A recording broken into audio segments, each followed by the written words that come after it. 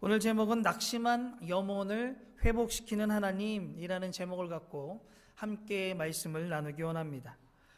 우리가 한 해를 마무리할 때나 그리고 한 해를 시작할 때, 그때뿐만이 아니라 사람들 입에서 떠나지 않는 말 하나가 있다는 생각이 듭니다. 그것은 바로 바쁘다라는 겁니다. 현대인의 일상은 분주하고 할 일이 늘 많아 보입니다. 분주하다 보니 그것으로 인한 과로, 스트레스 등 이런 것이 해소가 되면 좋지만 그것이 해소가 되지 않은 채 계속 하던 일을 하기 때문에 그것이 점점 쌓여가는 것들을 보게 됩니다. 그것만 있는 것이 아닙니다. 우리의 삶에 여러 가지 고난이 찾아옵니다. 금리가 올라가서 고난을 받는 자들, 직장이 여러 가지 일로 인하여 고난이 찾아오기도 하고, 사람과의 관계를 통하여서 우리의 삶에 여러 가지 고난이 찾아오게 됩니다. 분주함과 고난, 이런 것들이 계속해서 우리를 찾아오게 되면 대부분의 사람들은 심신이 지쳐갑니다. 우리는 그것을 소위 번아웃이라고 이야기하죠. 모든 에너지가 다 소진되었다. 오늘 우리가 본문 전체를 읽지는 않았지만 소위 번아웃된 사람이 나오고 있습니다. 그래서 영적으로 완전히 무너진 한 사람이 나오게 되지요. 바로 엘리야입니다. 우리는 이 엘리야의 모습을 통해 나의 모습을 돌아보고 하나님의 역사하심을 바라보며 우리의 영혼이 다시 한번 회복의 자리로 나아가게 되는 저와 여러분이 되기를 주님의 이름으로 소망합니다. 우리가 열왕기상을 읽어보신 분들은 19장의 내용이 이해가 되지 않을 수도 있습니다. 왜냐하면 18장의 말씀을 보면 엘리야는 예언자의 사역의 최정점에 서 있었기 때문입니다. 18장에 보면 엘리야는 갈멜산에서 살아계신 여호와 하나님의 이름으로 말미암아 바알 선지자 450명, 아세라 선지자 400명과 대결을 펼쳐서 그들에게 놀라운 승리를 맛보게 됩니다. 그리고 그 선지자들을 다 처단하게 되죠. 이것을 통해 3년 6개월 동안 가뭄으로 고생하던 이스라엘 민족에게 물의 갈증을 해소시켜주는 역사를 일으켜줍니다. 하나님의 은혜로 이 모든 것을 이긴, 자신이 믿고 있는 하나님이 살아계셨다는 증거를, 자신의 소명과 사명이 옳았음을 확인할 수 있는 역사가 나타났다는 겁니다. 그런데 그 사건이 있은 다음 19장에 보면 완전히 다르게 모든 사건이 진행이 됩니다. 엘리야만 봐도 꼭 다른 사람처럼 느껴졌다는 것이죠. 그는 죽고 싶을 만큼 절망, 실패, 두려움이 가득함을 바라보게 됩니다. 오죽 이것이 심했으면 오늘 본문 4절 말씀에 보면 자신은 광야로 들어가 하룻길쯤 가서 한 로뎀나무 아래에 앉아서 자기가 죽기를 원하여 이르되 여호와여 넉넉하오니 지금 내 생명을 거두시옵소서. 나는 내 조상들보다 낫지 못하다 하며 죽기를 바라고 있습니다. 자기의 생명을 거두어 달라. 우리 인간에게 있어서 자기의 생명보다 중요한 것은 없습니다. 그것을 거두어 달라고, 자신을 죽여달라고 하나님께 고백하고 있습니다. 얼마나 힘들고 지치고 괴로웠으면 자신의 목숨을 뺏어가 달라고, 가지고 달라고 이야기하겠습니까? 그러면 왜 엘리야는 정말 이러한 모습으로 변하게 된 것일까? 그것은 아마 자신의 기대대로 되지 않는 삶의 모습 때문이었을 겁니다. 엘리야는 우상 숭배자들을 처단함을 통해 하나님의 살아계심을 드러냈기에 하나님에 대한 사역이 점점 넓어질 것이라 생각을 했을 겁니다. 자신의 생각이 옳았기 때문에 이스라엘 민족이 변화될 것이라는 생각을 가지고 있었을 겁니다. 그래서 그것에 탄력을 받아 하나님의 일, 하나님의 능력, 하나님의 역사 온전하게 이스라엘 땅 가운데 나타날 것이라 생각을 하죠. 그런데 그런 역사가 있은 다음에 오늘 보면 2절에 보면 이렇게 이야기합니다. 우리 함께 읽겠습니다. 이세벨이 사신을 엘리야에게 보내어 이르되 내가 내일 이맘때에는 반드시 내 생명을 저 사람들 중 한 사람의 생명과 같게 하리라. 그렇게 하지 아니하면 신들이 내게 벌 위에 벌을 내림이 마땅하니라 한지라. 아멘. 엘리야의 기도와 완전 엇나갑니다. 이세벨이 자기를 죽이려고 한다는 말을 듣게 됩니다. 하나님의 역사가 일어났기 때문에 이세벨이 망할 것 같은데 더 기고만장합니다. 그것을 보면서 엘리야는 자신이 잘못된 것이 아닌가, 자신이 품었던 희망, 계획이 완전히 물거품됨을 바라보게 됩니다. 그러면서 엘리야는 두려운 마음이 들게 되지요. 정말 죽을 수도 있겠다라는 마음이 그에게 들어오면서 두려움이 엄습하는 겁니다. 그래서 어떻게 합니까? 이세벨이 무서워 도망가게 됩니다.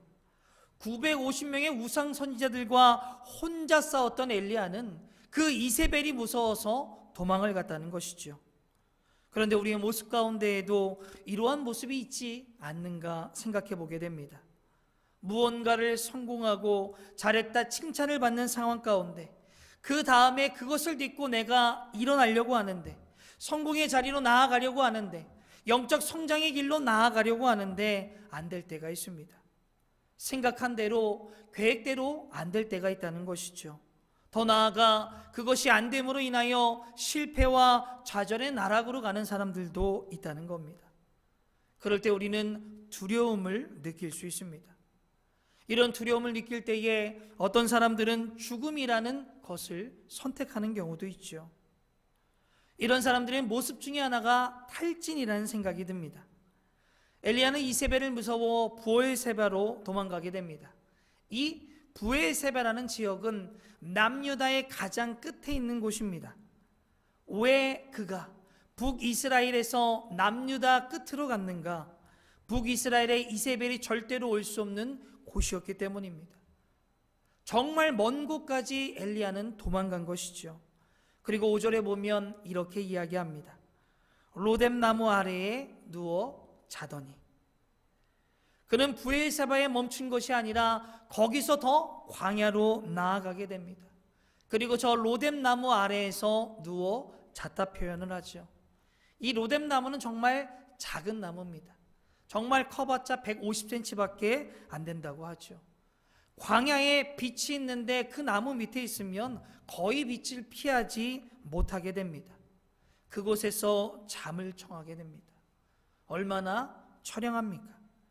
완전히 번아웃되어 아무것도 할 수 없는 엘리야의 모습을 보여주고 있습니다.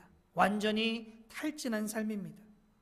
그런데 우리도 때때로 이러한 삶을 살아가다 보면 이렇게 지쳐 아무것도 할 수 없을 때가 있다는 것이죠. 무언가를 피해 도망가기에 바쁩니다. 도망가다가 지쳐 쓰러지고 그것에 아무도 없다는 느낄 때가 있다는 겁니다. 이것이 육체적으로만 오는 것이 아닌 영적 우울증으로도 이어집니다. 그래서 우리의 영혼을 늘 살펴보아야 합니다. 내가 엘리야처럼 죽기를 바란다.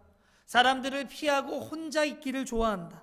다른 사람들과 비교하여 내가 열등하다고 생각이 든다면 어찌 보면 열정 우울증에 우리가 있는 것이 아닌가 체크해 볼 필요가 있습니다. 예를 들면 어떤 사람이 큰 회사의 프로젝터를 완성한 다음에 그것이 끝나고 허무함에 빠지게 됩니다. 연예인들이 큰 성공을 맞이한 다음에 허탄감, 이것을 이기지 못해 마약이나 술로 빠지는 경우들이 있습니다. 이런 것들이 우리에게 찾아올 수 있습니다. 아니면 지금 우리의 상황이 영적 우울감, 탈진, 두려움으로 인해 새해가 되었음에도 불구하고 여러 가지 계획과 희망이 무너져 있을 수도 있다는 것이죠. 그런데 하나님께서는 우리에게 말씀합니다. 오늘 본문 5절 후반절 말씀에 보면 이렇게 이야기하죠. 엘리야가 쓰러져 있을 때에 나타난 현상입니다. 천사가 그를 어루만짐에 그에게 이르되 일어나서 먹으라 한지라. 엘리야가 지쳐 낙심하고 영적인 우울감에 빠져 쓰러져 있을 때에, 그 로뎀 나무에서 지쳐 잠을 청하고 있을 때에 천사가 그를 찾아옵니다. 아무리 힘들고 혼자 있고 고통스러운 순간에도 하나님께서는 바로 엘리야를 바라보고 계셨다는 겁니다. 그 하나님이 우리를 바라보고 계십니다. 그 하나님이 나를 바라보고 계시다는 거죠. 가나안 땅에 들어가기에 앞서 이스라엘의 리더가 바뀔 때가 있었습니다. 모세에서 여호수아로 갑니다. 새롭게 되는 리더가 되는 여호수아는 왜 두려움이 없었겠습니까? 그런 그에게 하나님이 이렇게 말씀합니다. 여호수아 1장 9절 말씀 함께 읽겠습니다. 내가 내게 명령한 것이 아니냐. 강하고 담대하라. 두려워하지 말며 놀라지 말라. 내가 어디로 가든지 내 하나님 여호와가 너와 함께 하느니라 하시니라. 아멘. 동일하게 하나님이 우리에게 말씀합니다. 내가 너와 함께 하겠다. 정말 우리에게 이 믿음이 있기를 소망합니다. 하나님이 나를 바라보고 계십니다. 그래서 나의 때가 아닌 하나님의 때에 나에게 역사하시는, 그것을 통하여 어떠한 환경이 있을지라도 회복의 자리로 나아가는 저와 여러분이 되기를 주님의 이름으로 소망합니다. 그럼 하나님께서 엘리야를 어떻게 회복시켜 주시는가? 오늘 본문 6절과 7절 말씀입니다. 함께 읽겠습니다. 본즉 머리맡에 숯불에 구운 떡과 한 병 물이 있더라. 이에 먹고 마시고 다시 누웠더니 여호와의 천사가 또다시 와서 어루만지며 이르되 일어나 먹으라. 내가 갈 길을 다 가지 못할까 하노라 하는지라. 아멘. 처음에 엘리야가 로뎀나무 아래에 잠을 청했던 것은 자신의 상태가 감당되지 않기 때문에 그냥 쓰러진 겁니다. 너무나 두렵고 너무나 지친 상태에서 그것을 이기지 못했다는 것이죠. 그럴 그를 하나님의 천사가 깨웁니다. 그리고 그를 먹입니다. 그리고 다시 잠을 재우고 또 깨워서 먹이는 것을 보게 됩니다. 요즘 정신적인 스트레스를 가진 사람들이, 또한 우울증에 빠진 사람들이 정신과 의사를 찾아가면 그 의사가 가장 먼저 물어보는 것이 있답니다. 그것은 잘 자고 잘 먹느냐라는 것을 물어본다고 하죠. 잘 먹고 잘 자는 것이 우리의 삶에서 굉장히 중요하다는 것을 이야기해 주는 겁니다. 시편에서도 이렇게 이야기합니다. 시편 127편 2절에 보면 너희가 일찍 일어나고 늦게 누우며 수고의 떡을 먹음이 헛되도다. 그러므로 여호와께서 그의 사랑하시는 자에게 잠을 주신다라고 이야기합니다. 하나님이 엘리야를 사랑하는 것 단순하게 보여주시는 겁니다. 그를 먹이고 재우고 먹이고 재우시는 것이죠. 가장 먼저 하나님께서는 엘리야의 육체적인 회복을 일으켜 주십니다. 그래서 잘 먹이고 잘 재우시는 겁니다. 이런 얘기를 들으면 어떤 분들은 육체가 휴식을 취하고 좋은 것, 먹고 마시는 것이 신앙과는 별개다라고 이야기하는 분들이 있습니다. 더 나아가 육체의 것이기 때문에 신앙과 배치된다고 이야기하는 분들도 있죠. 그런데 우리는 육체를 가진 존재입니다. 육체가 연약하면 쉽게 지치게 됩니다. 육체가 연약해지면 우리의 영혼도 연약해지는 것을 바라보게 되죠. 지쳐있는 엘리야에게, 영적 우울감에 사로잡혀 있는 엘리야에게, 두려움에 떨고 있는 이 엘리야에게 하나님은 기도해라, 사명을 감당하라 이렇게 말씀하고 있지 않습니다. 먼저 당신이 함께 계심을 그에게 느끼게 해주시고 그의 육체를 회복시켜 주셨다는 겁니다. 저는 이런 것들을 바라보며 인간이 아픈 이유 중에 하나가 하나님이 우리에게 회복의 기회를 주기 위함이 아닌가라는 생각을 하게 됩니다. 제가 간혹 가다가 머리가 아플 때가 있습니다. 그럼 약을 먹고 일찍 잘 때가 있죠. 신경을 많이 쓰거나 생각보다 여러 가지 일들을 처리할 때에 어김없이 이 머리가 아플 때가 있습니다. 약을 안 먹으려는 생각이 있어서 이렇게 버티다가 계속해서 아파오면은 잠깐 10분 정도 잠을 잡니다. 그러면 나을 때도 있고 안 나을 때도 있습니다. 그러면 약을 먹고 잠을 청하죠.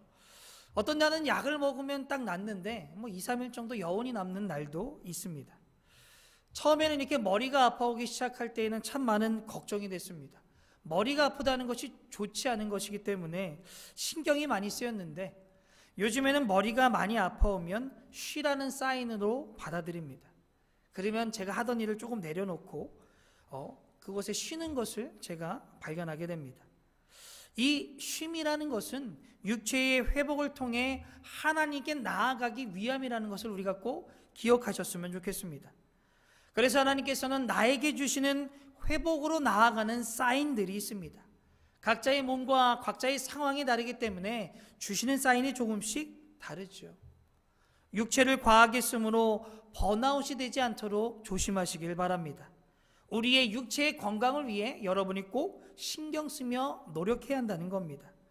그래서 예를 들면 의자에 오랫동안 앉아있는 분들은 50분 앉으면 한 10분 정도 왔다 갔다 5분 정도 왔다 갔다 일어나서 하라고 사에서도 이야기합니다. 눈을 뜨고 계속해서 일을 하다 보면 눈이 아프다. 잠시 눈을 감고 있다 보면 눈이 또 좋아집니다. 몸이 계속해서 좋지 않다. 여러 가지 상황이 어려울지라도 잠시 쉼의 시간을 가지시길 바랍니다. 그래야 우리가 오래 갈 수 있습니다. 하나님 안에서 영적으로 우리가 살아갈 수 있다는 것이죠. 우리를 사랑하시는 하나님이 우리의 육체를 중요시 여기시고 회복시켜 주십니다. 우리는 우리의 몸을 잘 관리하고 하나님이 주시는 육체의 그 쉼의 사인을 잘 확인함으로 늘 건강하게 하나님과 함께 살아갈 수 있는 저와 여러분이 되기를 주님의 이름으로 소망합니다. 엘리야가 육체의 회복이 일어나자 그가 향한 곳이 있습니다. 오늘 본문 8절에 보면 이에 일어나 먹고 마시고 그 음식물의 힘을 의지하여 40주야 40야를 가서 하나님의 산 호렙으로 갔다라고 이야기합니다.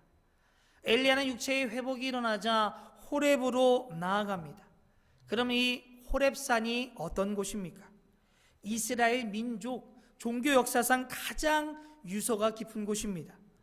모세가 불붙던 가시덤불에서 하나님의 부르심을 받은 곳이 이 산의 산 기슭입니다. 모세가 이스라엘 민족을 구원해서 광야로 나와서 십계명을 받은 곳도 바로 이 호렙산의 꼭대기입니다. 엘리야는 하나님의 그 자리 호렙산으로 나아가게 됩니다.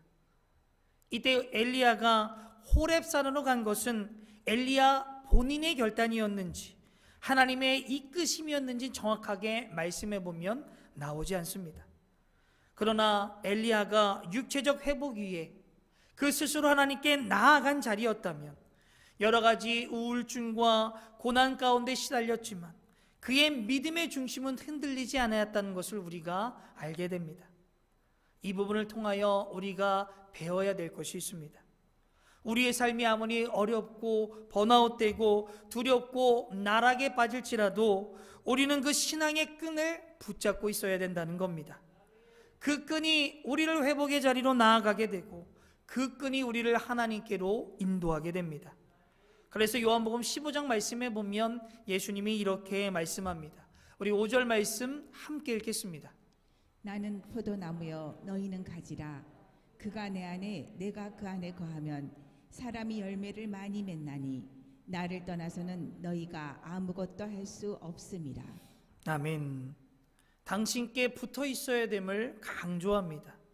그래야 붙어 있어야만이 열매를 맺든 하나님의 역사가 우리를 통하여 나타날 수 있기 때문입니다. 그런데 만약 우리가 이 끈을 놓고 있다면 지쳐 쓰러져 있을 때에 하나님이 우리를 이끌어 주신다 말씀합니다. 시편 139편의 저자는 우리에게 이렇게 이야기하죠. 7절에서 10절 말씀 함께 읽겠습니다. 내가 주의 영을 떠나 어디로 가며 주의 앞에서 어디로 피하리이까. 내가 하늘에 올라갈지라도 거기 계시며 소홀에 내 자리를 펼칠지라도 거기 계시니이다. 내가 새벽 날개를 치며 바다 끝에 가서 거주할지라도 거기서도 주의 손이 나를 인도하시며 주의 오른손이 나를 붙드시리이다. 아멘. 시편의 저자는 어려운 상황이 있을지라도 그가 믿고 있는 것이 있습니다.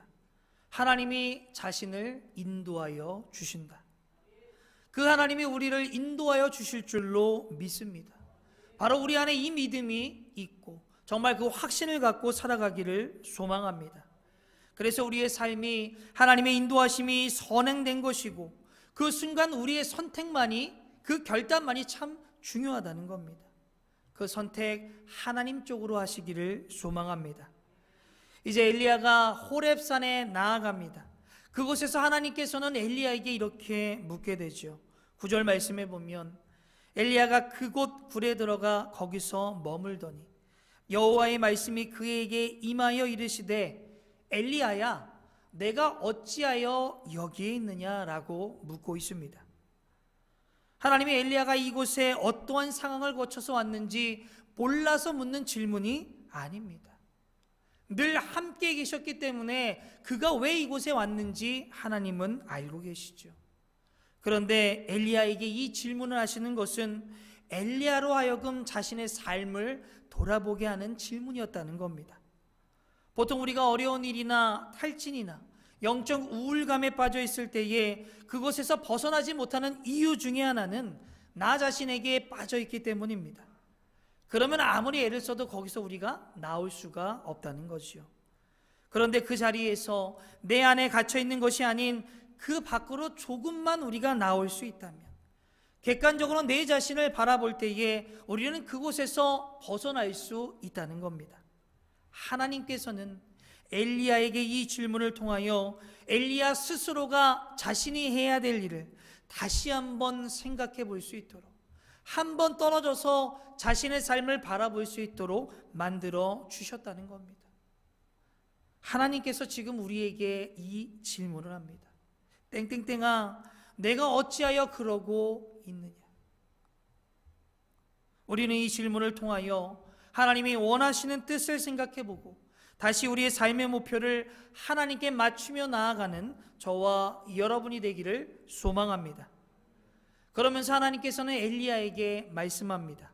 11절부터 12절 말씀에 보면, 여호와께서 이르시되 너는 나가서 여호와 앞에서 산에 서라 하시더니 여호와께서 지나가시는데 여호와 앞에 크고 강한 바람이 산을 가르고 바위를 부수나 그 바람 가운데는 여호와께서 계시지 아니하며 바람 위에 지진이 있으나 지진 가운데 여호와께서 계시지 아니하며 또 지진 후에 불이 있으나 불 가운데 여호와께서 계시지 아니하더니 불 후에 세미한 소리가 있는지라. 아멘. 하나님께서는 질문 후에 엘리야에게 몇 가지 역사를 보여주십니다. 크고 강한 바람이 산을 가르고 바위를 부숩니다. 그 뒤에 따라오는 것, 하나님이 그곳에 계시지 않는다. 그 다음에 지진이 있었습니다. 그 다음에 따라오는 말, 하나님이 계시지 않는다. 그 다음에 불이 있습니다. 그곳에도 하나님이 계시지 않는다라고 엘리야에게 이야기하시죠. 여러분, 이 역사를 보시면서 무슨 생각이 듭니까? 이것은 외적인 역사입니다. 엘리야가 18장에서 우상 숭배자들과 싸울 때에 나타났던 현상 중에 하나라는 것이죠. 외적인 요소로 인해서 하나님이 역사하신다. 그것으로 인해 그런 활동만이 있어야 하나님이 역사하신다. 이것은 잘못되었다는 겁니다. 하나님은 외적인 역사가 다는 아니라는 것이죠. 분명히 그것을 통해 하나님이 역사하는 것은 맞습니다. 그러나 그런 역사, 외적인 역사 후에 하나님이 계시지 않을 수도 있다 이야기하는 것이죠. 그러면서 마지막에 설명하는 것이 세미한 음성입니다. 그 세미한 음성을 통해 엘리야를 만져주십니다. 엘리야의 영적인 것을 회복시켜 주신다는 거죠. 그럼 우리는 이러한 세미한 음성을 어떻게 들을 수 있습니까? 그것은 내가 죽어야만이 가능하다는 겁니다. 내가 죄인임을 믿고 내 생각, 내 계획, 자기를 주장하는 것이 아닌 오로지 예수님이 우리의 주인이 될 때에 세미한 음성이 들리게 되고 그것을 통하여 우리의 삶에 깨달음이 옵니다. 그러면서 내적인 감동이 오기 시작하죠. 그때 엘리야는 하나님을 만나게 됩니다. 그래서 오늘 보면 13절 말씀에 보면 자신의 얼굴을 겉옷으로 가렸다라고 이야기합니다. 그곳에 하나님이 오셨기에 그는 하나님을 바라볼 수가 없는 겁니다. 그 영광에 그의 얼굴을 가리었다는 것이죠. 분명히 외적인 역사도 중요합니다. 그러나 우리가 이런 외적인 역사에 추중하다 보면 잘못된 길로 나아갈 수 있습니다. 그곳에 하나님의 역사가 없음에도 불구하고 하나님이 계시다라고 이야기할 수 있죠. 이것은 우리가 하나로 예를 들면 잘 알고 있는 동화 중에 햇빛과 바람의 대결이 있습니다. 지나가는 나그네 옷을 누가 벗길 것인가 내기를 하죠. 바람은 바람을 불어서 그 나그네 옷을 날리려고 하지만 더 옷을 껴입게 됩니다. 그러나 해의 차례가 되었을 때에, 햇빛을 쨍쨍하게 쳤을 때에 나그네가 옷을 벗었다는 내용이 나옵니다. 아무리 외적인 역사가 있을지라도 사람을 변화시키고 사람을 변화의 자리로 나아가게 하는 것은 내적인 역사라는 겁니다. 바로 세미한 음성입니다. 우리가 정말 세미한 음성을 듣기 위해 호렙산으로 나아가시길 바랍니다. 그러면 현실의 호렙산이 어디입니까? 바로 목장이고 교회입니다. 하나님의 공동체 안에서 하나님의 세미한 음성을 들으며 나아가시길 바랍니다. 분명히 세상에서는 큰 바람, 지진, 불과 같은 외적인 역사들이 정말 그것이 다인 양 우리를 유혹할 수 있습니다. 그러나 그것은 현상에 지나지 않는다는 것. 하나님의 세미한 음성을 듣는 자들은 분명히 하나님의 역사를 일으킬 수 있다는 것을 확신하며 나아가시길 바랍니다. 이러한 회복한 엘리야를 통하여 하나님께서는 그때에서야 그를 사역의 자리로 다시 한번 불러주십니다. 엘리야는 사역에 실패한 자입니다. 무너지고 낙심하고 영적인 우울감에 빠져있던 사람입니다. 그럼에도 불구하고 하나님은 그와 여전히 함께 하십니다. 그에게 여전히 사역을 감당시킵니다. 말씀을 계속 읽다 보면 세 가지 사역을 맡기심을 통하여 그의 사역자로서의 삶을 계속해서 연장하시죠. 그러면 이런 하나님의 역사는 한 번으로 끝나는가? 아닙니다. 이런 역사는 엘리야에게만 국한되는가? 아니라는 것이죠. 엘리사에게 그 역사가 내려갔고 흘러 우리 크리스천들에게도 동일하게 나타난다는 겁니다. 우리가 어떠한 자리에 있을지라도 나와 함께 하시는 하나님, 나를 회복시킬 하나님을 믿고 하나님의 공동체 안에서 세미한 음성을 늘 들으며 하나님의 뜻과 함께 한 해를 시작하는 저와 여러분이 되기를 주님의 이름으로 소망합니다.